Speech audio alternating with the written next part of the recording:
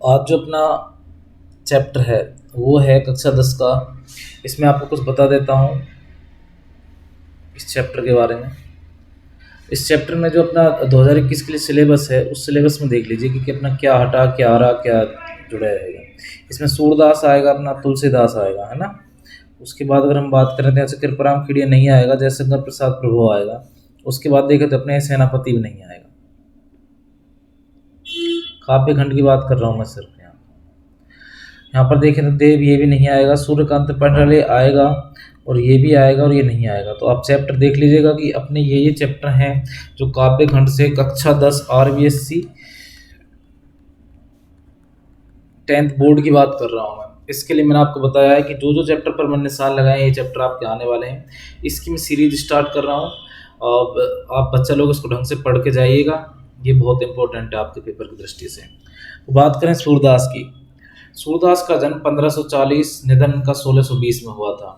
तो कृष्ण भक्त कवि सूरदास का जन्म 1540 में हुआ था। इनका जन्म स्थान आगरा और मथुरा के बीच रनुक्ता ग्राम माना जाता है। कुछ विद्वान दिल्ली के निकट से ही ग्राम को इनकी जन्मस्थली मानते हैं। इनके पिता का नाम रामदास बताया जाता है। वार्ता साहित्य और भक्तमाल के आधार पर ये सारस्वत ब्राह्मण कहे गए थे। यहाँ से वन लाइनर क्वेश्चन पूछा जा सकता है आपसे, तो थोड़ा ढंग से क्लियर करना। किंतु साहित्य लहरी में एक पद है जिसमें पृथ्वीराज के अमात्य मंत्री, और अमात्य मतलब मंत्री होता है, राज कवि चंद्रवरदाई के वंशज ब्रह्म भट्ट मालूम होते हैं। इस पद से बहुत सी बातें ज्ञात होती हैं। इसी पद के आधार पर कहा जाता है कि नेत्रहीन होने के कारण एक अंधकूप में गिर गए थे, मतलब बहुत गहरे कुएं में गिर गए थे। 6 दिन वहां रहने के बाद भगवान श्री कृष्ण ने दर्शन दिए और सनेत्र कर दिया। सनेत्र बोले तो नेत्र सहित, इसमें से उपसर्ग है तो यहाँ पर नेत्र सहित कर दिया। इस पर सूरदास ने कहा कि प्रभु जिन नेत्रों से आपके दर्शन हुए, अब मैं उनसे सांसारिक पापों को नहीं देखना चाहता। तो देखिए भाई, सूरदास बहुत बड़ी बात बोल गए यहाँ पर। और उनसे उनके निवेदन से, अच्छा, जब उन्होंने इनसे भगवान से निवेदन किया कि मैं इनसे संसार को नहीं देखना चाहता, तो उनके निवेदन के बाद प्रभु ने नेत्र सदा के लिए उनके बंद कर दिए, लेकिन इन्हें प्रज्ञा चक्षु प्राप्त हो गए। सूरदास जन्म से अंधे थे, ये विवादास्पद है। इस पर विवाद है कि जन्म से अंधे थे या बाद में अंधे हुए थे। इस संबंध में अधिकांश विद्वानों का मत ये है कि जीवन के अंतिम समय में अंधे हुए थे, मतलब लास्ट चरण में अंधे हुए थे, क्योंकि इसका प्रमाण हमें इनके पदों से मिल जाता है। क्या प्रमाण मिलता है? ये लाइन है, या माया तो झूठी की लालच दुहु द्रग अंध भयो। अब इन्होंने यहाँ पर कहा है कि ये संसार किसका लालची है? मोह माया लालच, यानी कि धन दौलत, इन सब का लालची है, बोलते स्वार्थी है। उससे बेहतर है कि मैं कैसा रहूं? अंधा ही रहूं। आचार्य वल्लभ, इनके गुरु हैं, ने अपने सिद्धांतों में सूरदास को दीक्षित किया और उसी समय से उनकी दास्य भाव की भक्ति साक्य भाव में परिणत हो गई। पहले दास्य भाव की भक्ति थी, बाद में साक्य भाव, सखा भाव अपना लिया इन्होंने। अपने गुरु वल्लभाचार्य की आज्ञा अनुसार इन्होंने ईश्वर की कथा को भाषा में वर्णन करने का कार्य आरंभ कर दिया। सूरदास की उपलब्ध रचना है सूर सरावली, साहित्य लहरी और सूर सरावली है, सूर सागर है। सूर सागर इनका प्रमाणिक एवं अति उत्तम श्रेष्ठ काव्य ग्रंथ है। इसको यहाँ से ध्यान कर लो, याद कर लो कि सूर सागर, यहाँ से एक बार इसको मैं हाईलाइट कर देता हूँ। 1 मिनट, कि जो सूर सागर है ये पता नहीं क्यों नहीं हो रहा यहाँ पर भाई। ये सूर सागर इनका प्रमाणिक एवं अति उत्तम श्रेष्ठ काव्य ग्रंथ है। अब आप से मैं क्यों बोल रहा हूँ कि इसको याद कर लीजिए, क्योंकि जब 2021 का मॉडल पेपर अपलोड किया है बोर्ड ने, तो उसमें पूछा है कि सूरदास का प्रमाणिक ग्रंथ कौन सा है, तो सूर सागर है। आपको ऐसे क्वेश्चन पूछे जा सकते हैं बोर्ड में। इनकी कीर्ति को अक्षय रखने के लिए पर्याप्त है, मतलब ये जो सूर सागर है इससे इनकी कीर्ति बड़ी है। सूरदास ने ब्रज भाषा का प्रयोग किया है। इनके पूर्ववर्ती किसी भी कवि की भाषा में काव्य छटा ना तो इतनी साहित्यिक है और ना ही इतनी सौंदर्य पूर्ण अर्थात अच्छी है। पाठ परिचय, इस पाठ में इन्होंने क्या बताया है वो सुन लीजिएगा। तो देखिए, प्रस्तावित पहले पद में कृष्ण और राधिका के प्रथम मिलन का वर्णन है। इनका जो पहला पद है, कौन सा पद है? पहला। उसमें क्या है कि राधा और श्री कृष्ण दोनों जब मिलेंगे उसका वर्णन इन्होंने दिया है। 1 मिनट में इसको थोड़ा सा सेट कर लेता हूँ। कि किस तरीके से जब राधा और कृष्ण पहली बार मिलेंगे तो क्या क्या होगा क्या नहीं होगा, वो पहले पद में है। अपरिचय की दीवार कृष्ण के पहल से समाप्त होती है। राधिका बहुत चतुराई से कृष्ण की खूबियां एवं खामियों को व्याज स्तुति में कह जाती है। राधा को पता है कि कृष्ण कैसा है, किसका लड़का है, क्या करता क्या नहीं करता, चोरी चकारी जो भी कुछ करता है वो सब कुछ राधा को पहले से ही पता होगा। ये अपन पहले पद में पढ़ेंगे। अंततः कृष्ण राधिका को संग खेलने के लिए आमंत्रित करते हैं, लेकिन कृष्ण तो बड़े चालाक हैं, वो अपनी बातों से राधा को फंसा लेंगे अपनी बातों में और उसको खेलने के लिए ले जाएंगे। ये भी हम इसी में पढ़ेंगे। शेष 3 पदों में उद्धव और गोपियों के संवाद हैं। यहाँ पर उद्धव जी जो श्री कृष्ण के भेजे हुए दूत होंगे और गोपियाँ, उनके बीच में क्या है, संवाद है। इसे भ्रमर गीत के रूप में जाना जाता है। किसके रूप में जाना जाता है? भ्रमर गीत। मोस्ट है, ध्यान रखना, मतलब ये जो कुछ अपन पढ़ेंगे ये भ्रमर गीत से लिया गया भाग है। इसको आप अभी फिलहाल के सिलेबस के अकॉर्डिंग 12th क्लास में जाके बच्चा लोग 10th वाले थोड़ा डिटेल में पढ़ सकते हो, पढ़ने को मिल जाएगा, लेकिन सिलेबस चेंज हो जाएगा, पता नहीं आगे आपने मिले या फिर ना मिले। भ्रमर गीत हिंदी साहित्य में अनुपम है। उद्धव निर्गुण ब्रह्म के प्रवक्ता के रूप में गोकुल आते हैं। निर्गुण ब्रह्म मतलब ये यहाँ पर गोपियों को समझा रहे हैं कि आप निर्गुण ब्रह्म को अपना लीजिए। बोले तो जैसे मैं आपके सामने कुछ रख रहा हूं ऐसे नॉर्मली, है ना, ये मैंने आपके सामने एक फोटो बना दी। अगर आप इसको इष्ट देव मानते हो तो आपके सामने कोई तस्वीर है, इसको तो हम बोलते हैं सगुण ब्रह्म। जैसे ही हम किसी तस्वीर को सामने देखेंगे, जय हो भला करना मेरा, तो आपके सामने एक तस्वीर सामने आएगी क्योंकि अपन उसका पूजन कर रहे हैं, हम किसी तस्वीर में भगवान को मान के बैठे हैं, तो ये सगुण ब्रह्म होता है। निर्गुण ब्रह्म में क्या है कि कण कण में बसा भगवान। निर्गुण ब्रह्म ये होता है कि भगवान कहीं भी एक जगह नहीं है, कोई उसकी साक्षात मूर्ति नहीं है, हर एक जगह पर, हर एक कण में, हर एक स्थान पर भगवान है। ये निर्गुण ब्रह्म होता है। ठीक है, इस बात का उपदेश देने आए उद्धव। वो बोल रहे हैं कि आप कृष्ण को भूल जाइए और आप निर्गुण ब्रह्म को अपना लीजिए। उसके बाद सुनिएगा, किंतु कृष्ण के सम्मोहन में डूबी गोपियों के विचार सुनकर उद्धव जी निरुत्तर हो जाते हैं। मतलब निरुत्तर मतलब उत्तर नहीं दे पाते हैं। जो गोपियां हैं श्री कृष्ण के प्रेम में इतनी डूबी हुई हैं कि जब वो जवाब देंगी उद्धव जी को तो उद्धव जी भी उत्तर नहीं दे पाएंगे। गोपियों के उपालम विदग्धता और करुणा से भरे हैं।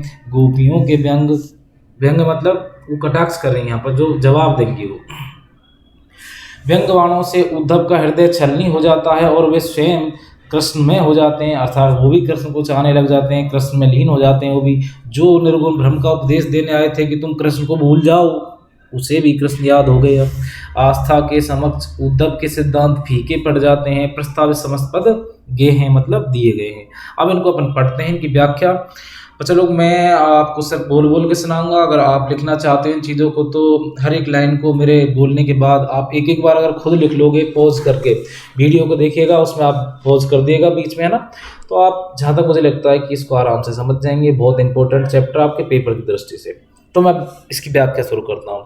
बूझत श्याम कौन तो गोरी। देखिए इन पंक्तियों में भगवान श्री कृष्ण ने जब उनके बचपन की बातें हैं तो उनके घर पे वहाँ पर राधिका जी आई हैं पहली बार। जब पहली बार कोई किसी के घर जाता है तो आप उससे पूछोगे भाई आप कौन हो, कहाँ के रहने वाले हो, क्या सिस्टम है। तो इस तरह की बातें पहले पद में दी गई हैं, इनको सुनिए। बूझत श्याम कौन तो गोरी। जब राधा जी पहली बार श्री कृष्ण से मिली तो श्री कृष्ण ने उनसे पूछा कि हे गोरी तुम कौन हो, हे सुंदरी तुम कौन हो, कहाँ रहती काकी है बेटी, कहाँ रहती हो, किसकी पुत्री हो, देखी नहीं कबो ब्रजखोरी। इससे पहले आपको ब्रजखोरी मतलब ब्रज की गलियों में नहीं देखा। काहे को हम ब्रजतन आवंती। अब इन बातों को सुन करके राधिका जवाब देती हैं। क्या बोलती हैं कि काहे को हम ब्रजतन आवंती, क्यों हम भला ब्रज की गलियों में आएंगी। खेलत रहती आपनी बोरी, हम तो अपनी घर की दहलीज पर ही खेलती रहती हैं। अर्थात आप अब मैं भी यूज कर सकते हो कि मैं तो अपनी घर की दहलीज पर ही खेलती रहती हूँ। सुनत रहती श्रवणनी नंद डोडा। मैंने सुना है कि यहाँ नंद डोडा मतलब नंद का छोरा। मैंने सुना है कि यहाँ पर नंद का छोरा, नंद जी का लड़का, करत फिरत माखन दध चोरी, यहाँ पर दही और माखन की चोरी करता हुआ फिरता रहता है। तुम्हारो कहा चोरी हम लेवे। अब श्री कृष्ण इतना सुनकर बोले कि हमने भला आपका क्या चुरा लिया, खेलत चलो संग मिले जोरी। हमारे साथ चलिए, चलो हम दोनों खेलने चलते हैं। या फिर दोनों साथ मिलकर खेलते हैं। सूरदास प्रभु रसिक शिरोमणि बात नहीं भुरी राधिका भूरी। कवि सूरदास बताते हैं कि इस प्रकार चालाक चतुर श्री कृष्ण ने अपनी भोली भाली बातों, अपनी चालाकी भरी बातों से भोली भाली राधा को अपनी बातों में फंसा लिया, अपनी बातों में फंसा लिया और उन्हें खेलने ले गए। पहला पद समाप्त होता है। नेक्स्ट, आपको ये समझने से मतलब है बच्चा लोग, कभी भी ये मत सोचना कि देखिए ये जो व्याख्या होती हैं इसका कंप्लीट सेंस मैंने अभी बोला है, अब मैं इसकी फिर से व्याख्या करूंगा तो जरूरी नहीं कि मैं फिक्स ये ही शब्द व्याख्या में यूज करूंगा जो मैंने अभी स्पीक किए, जो बोले हैं मैंने। हमें सिर्फ इसका मतलब समझाना है सामने वाले को, इनका पंक्तियों का मतलब क्या है। एग्जैक्ट मैं वही शब्द बार बार यूज नहीं करूंगा कि रट्टाफिकेशन वाली चीज़ें नहीं होती है व्याख्या। व्याख्या मतलब आपको सामने वाले को समझाना है कि इनमें वो कहना क्या चाहते हैं। समझ में आ गई बात? रटना नहीं, समझना है चीज़ों को।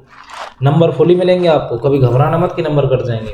मधुकर श्याम हमारे चोर, इन पंक्तियों में देखिए कहाँ से शुरू होती है बात कि जब उद्धव जी गोपियों को समझाने आते हैं, जब उद्धव जी गोपियों को समझाने आते हैं कि आप कृष्ण को भूल जाइए और निर्गुण ब्रह्म को धारण कर लीजिए, तो गोपियाँ क्या कहती हैं कि मधुकर श्याम हमारे चोर, इस सांवले रंग वाले श्री कृष्ण हमारे चोर हैं।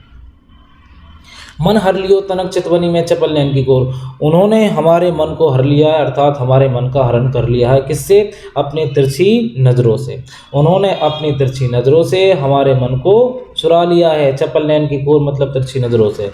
पकड़े हुए हृदय और अंतर प्रेम प्रीति के जो, हमने तो श्री कृष्ण को अपने हृदय के अंदर प्रेम और प्रीति के बल पर पकड़ रखा था। गए छुड़ाए तोरी सब बंधन, दे गए हंसनी अकोर, लेकिन वो हमें हंसनी अकोर मतलब हंसी रूपी रिश्वत, लेकिन वो हमें हंसी रूपी रिश्वत देकर हमसे सारे बंधन छोड़ गए और मथुरा के लिए चले गए।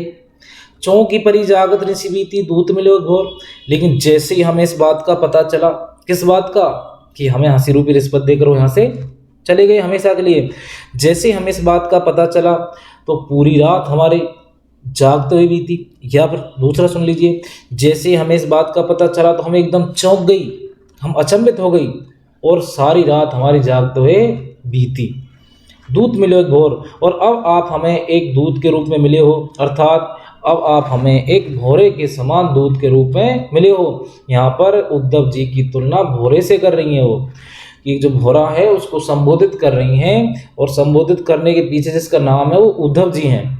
सूरदास प्रभु सर्वस लूट्यो नागर नवल किशोर, सूरदास जी कहते हैं कि इस प्रकार चतुर चालाक श्री कृष्ण ने गोपियों का सब कुछ लूट लिया। समझ में आ गया होगा आपको? नहीं आया तो पीछे कीजिए, फिर से आ जाएगा आपको। बार बार सुनिए, 2-4 बार सुनिए, पक्का आएगा। फिर देखना आपको आगे ऐसा मज़ा आएगा, धीरे धीरे सब कुछ याद हो जाएगा। शुरुआत में दिक्कतें आती हैं, ये मैं नहीं, हमारे ग्रंथ धर्मगुरु सभी बोलते हैं। तो आप मजबूत हो जाइए, बहुत कम टाइम है आपके पेपरों का, ढंग से पढ़िए। नेक्स्ट देखते हैं अपन, संदेशन मधुबन को भरे। आगे गोपियाँ कहती हैं उद्धव जी से, हे उद्धव जी, हमने मथुरा के लिए इतने संदेश भेज दिए, अर्थात इतने पत्र भेज दिए कि हमें लगता है कि वहाँ के सभी कुएं भर गए होंगे। अपने तो पटवत नहीं मोहन हमरे फिरी ना फिरे, हमें लगता है कि श्री कृष्ण हमारे पत्रों को तो पढ़ते तक नहीं, और अब फिर भी पढ़ते भी हों, चलो ठीक है पढ़ते भी हों तो हमें वापस पत्र भेजते भी नहीं। सुन लीजिएगा, हमें लगता है कि श्री कृष्ण हमारे तो पत्र पढ़ते नहीं और अपना कोई संदेश हमें भेजते नहीं। जिते पथिक पठे मधुबन को, हमने जितने भी राहगीरों को मथुरा के लिए पत्र लेकर भेजा, बहुरी ना शोध करे, उनमें से अब तक कोई भी वापस नहीं लौटा। अब तक उनमें से कोई भी वापस नहीं लौटा। के वे श्याम सिखाए प्रमोदे, के कहूँ बीच मरे। हमें लगता है या तो प्रमोदे मतलब प्रलोभन, हमें लगता है कि या तो उन्हें श्री कृष्ण ने प्रलोभन देकर अपनी तरफ कर लिया है, कि कहूँ बीच मरे, या फिर वो कहीं रास्ते में बीच में ही मर गए हैं। कागज गरे मेघ मसी कूटी, सरदब लागी जरे, कागज गरे।